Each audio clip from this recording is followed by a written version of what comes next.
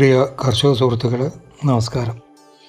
ഇന്ന് നമ്മൾ ഈ ഹാർവെസ്റ്റിങ്ങിനെ പറ്റിയിട്ടാണ് പറയുന്നത്, കുറ്റിക്കുരുമുളകിൽ.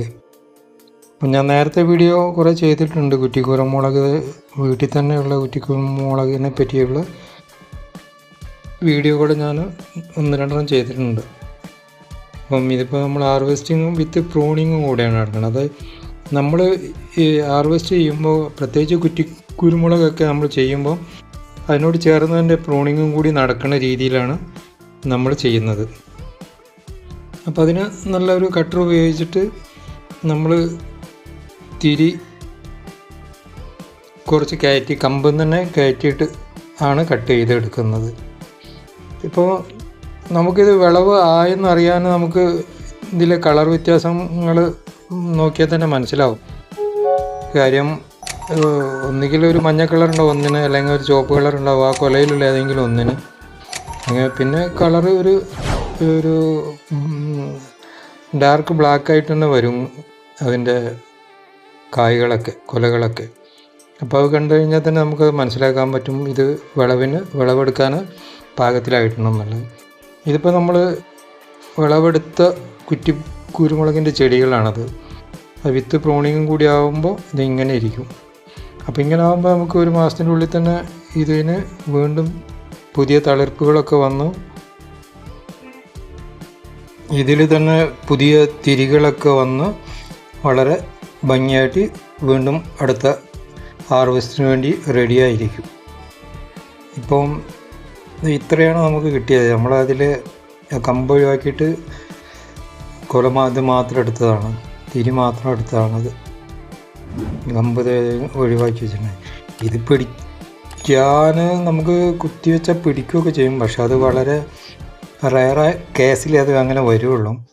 പിന്നെ വേറെയൊക്കെ പിടിപ്പിച്ചെടുക്കണം, കുറച്ച് പണിയാണ്. നേരത്തെ ചെയ്തുകൊണ്ട് ഇപ്പം ഞാൻ ചെയ്യുന്നില്ല. ഇപ്പോൾ ഇതൊക്കെ ഇനി കളയേ പറ്റുള്ളൂ. ഇപ്പോൾ ഇത് നമ്മൾ പ്രോസസ്സിങ് ചെയ്യുന്നത് വെള്ളം തിളപ്പിച്ചിട്ടാണ്. തിളച്ച വെള്ളം നമ്മൾ ഫ്ലെയിം ഓഫ് ചെയ്യണം. ശരിക്കും തിളക്കണം വെള്ളം തിളച്ചതിന് ശേഷം അത് ഓഫ് ചെയ്തിട്ട് ഫ്ലെയിം ഓഫ് ചെയ്തതിന് ശേഷം നമ്മൾ ഈ മുളക് അതിലേക്ക് ഇടണം. ഇപ്പം ഇങ്ങനെ ചെയ്യണതിനാണെന്ന് വെച്ചാൽ കൂടുതൽ കാലം ഇരിക്കാനും പിന്നെ കുത്തിന് ചാഴികളൊന്നും വരാതിരിക്കാൻ വേണ്ടിയിട്ട്. കൂടുതൽ കാലം ഇരിക്കുകയും ചെയ്യും, പിന്നെ നല്ലൊരു ബ്ലാക്ക് കളർ കിട്ടുകയും ചെയ്യും ഇതിന്. അപ്പോൾ ഇത് നമ്മൾ എടുത്തതിന് ശേഷം പിന്നെ നമ്മൾ ഇതിനെ മാറ്റിയിട്ട് നമ്മൾ വേറെ ഇതിലെ വെള്ളം കളഞ്ഞ് വേറൊരു പാത്രത്തിലേക്ക് മാറ്റിയെടുക്കണം. ശരിക്കും മുങ്ങിക്കെടുക്കണം. ശരിക്കും എല്ലാ ഭാഗത്തും ഈ തിളച്ച വെള്ളം എത്തണം. ഇതിനെ നമ്മൾ ഒരു അരിപ്പ ഉപയോഗിച്ചിട്ട് ഇതിനെ വെള്ളം കളഞ്ഞ് ഇതിനെ മാറ്റി എടുക്കുക ആദ്യം. നമുക്ക് വളരെ എളുപ്പത്തിൽ തന്നെ നമ്മുടെ ആവശ്യത്തിന് ഇപ്പോൾ ഇതൊക്കെ തന്നെ നമുക്ക് അടുത്ത ഹാർവെസ്റ്റ് ആകുമ്പോഴേക്ക് തന്നെ ഇഷ്ടംപോലെ ഉപയോഗിക്കാനുണ്ടാകും. അത് അടുത്തുള്ള വീട്ടിലും കൊടുക്കാറുണ്ട്. പിന്നെ നമ്മുടെ ആവശ്യം കഴിഞ്ഞാലും ഇഷ്ടംപോലെ ബാക്കിയുണ്ടാവും ഇതിൽ. ഇപ്പം മൊത്തം എനിക്കുള്ളത് 3 ചെടികളാണ്. 3 ചെടിയിൽ അത്യാവശ്യം നന്നായിട്ട് തന്നെ കായ്കളും ഉണ്ടാകുന്നുണ്ട്. ഇപ്പം ഇങ്ങനെ ചെയ്തതിന് ശേഷം നമ്മൾ ഇതിനെ പുറത്ത് കൊണ്ടുപോയിട്ട് ഉണക്കുകയാണ് ചെയ്യുന്നത്. അതിന് ടെറസിൻ്റെ മേലെ കൊണ്ടുപോയിട്ട് കഴിഞ്ഞാൽ നമുക്ക് 2 ദിവസം ഉണങ്ങിയാൽ മതി. ഇതേപോലെ ഉണക്കാനിട്ടതാണ്. അതുപോലെ എന്നുള്ളൊരു ദൃശ്യമാണ്.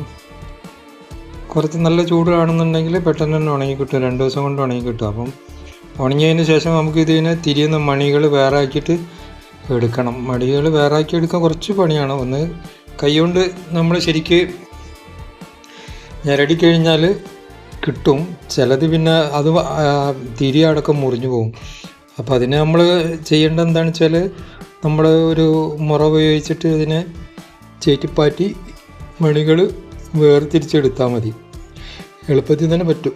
ഇതിപ്പോൾ 2 ദിവസം കഴിഞ്ഞു ഉണക്കിയിട്ട്. ഇനി നമുക്കിത് പിന്നെ സൂക്ഷിച്ച് വെക്കാൻ പറ്റും. ഇതിപ്പോൾ അധികമൊന്നും, ഇപ്പോൾ ഏകദേശം ഇത് 1 കിലോ അടുത്ത് തന്നെ കാണും. 1 കിലോ കുരുമുളക് എന്ന് പറഞ്ഞാൽ നമ്മൾ വളരെ കുറഞ്ഞ സംഭവത്തിനല്ലേ കുരുമുളക് സാധാരണ ഉപയോഗിക്കാറുള്ളൂ. പ്രത്യേകിച്ച് ഇതിന് അത്യാവശ്യം നല്ല വിലയും കൂടിയുള്ള ഇതാണ്.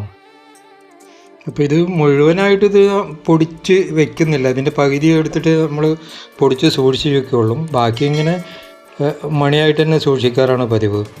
ഇപ്പം നമുക്കിതിൻ്റെ വേർതിരിച്ച മണികളായിട്ടുള്ള ഭാഗങ്ങൾ നമുക്ക് കാണാം. എത്രയുണ്ട് കാണാൻ, എന്ത് ഭംഗിയുണ്ട്. ഈ ബ്ലാക്കിഷ് കളർ കൂടുതലായിട്ട് വരുന്നത് നമ്മൾ ഈ ചൂടുവെള്ളത്തിൽ, തിളച്ച വെള്ളത്തിൽ ഇട്ട് എടുക്കുന്നത് കൊണ്ടിട്ടാണ് ഇങ്ങനെ വരുന്നത്, അത്രയും ക്ലിയറായിട്ട്. ഇത് കുറച്ചും കൂടി ഇത് ചേറ്റിപ്പാറ്റി കളഞ്ഞിട്ടില്ല, ഇത് മുറത്തിലിട്ടൊന്നും കൂടി ചേറ്റിയിൽ കുറച്ച് ഇതിൻ്റെ തിരിൻ്റെ ഇതുണ്ട്, ഇതും കൂടി മാറ്റി കഴിഞ്ഞതിന് ശേഷം നമുക്ക് പൊടിപ്പിച്ച് സൂക്ഷിച്ച് വെക്കാൻ പറ്റുള്ളൂ. അപ്പം ഇത്രയുള്ള ഈ വീഡിയോ, അത് അടുത്ത ഒരു വീഡിയോയിൽ കാണാം. Okay, bye.